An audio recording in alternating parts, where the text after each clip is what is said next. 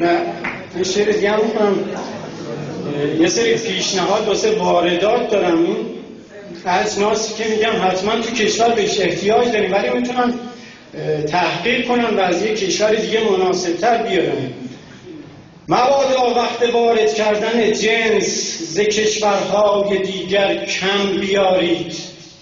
شما هی نفت را صادر کنید و به جایش هرچه شد از دم بیارید.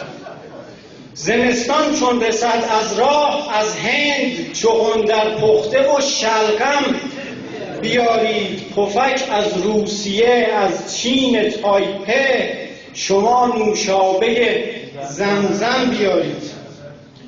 اگر که میوه از سودان آوردید درشتاشو که نه در هم ز سوئد زیر سوی شهر کرمان و یا خرما برای بم بیارید. اگر به قدر کافی کرم دارید، چون من مطمئنم که کرم به اندازه کافی تو کشور و در دولت قبل ما در کرم به خودکفایی رسیدیم. اگر به قدر کافی کرم دارید از آلمان کرم ابریشم بیارید. برای زخم‌های کهنه ما کمی از مالزی مرهم بیارید. برای شاهنامه آرش از چین و یا که از کره رستم بیارید. به جای صادرات غیرت خیش از اسکاتلند نامحرم بیارید. برای گوش استکبار از اوکراین 2-3 تا سیلی محکم بیارید. در ایران از خوشی مردیم والا، ز لبنان بهر ما ماتم بیارید.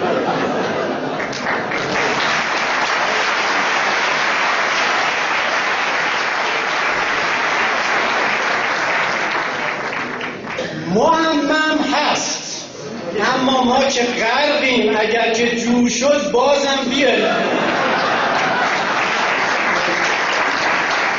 برای راهپیمایی بعدی از آمریکا کمی پرچم بیاریم.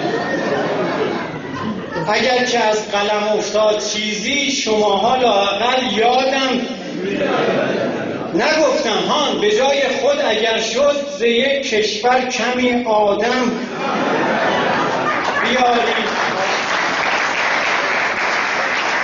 سر این شعر را من باز کردم، تهش را هم شماها هم بیارید.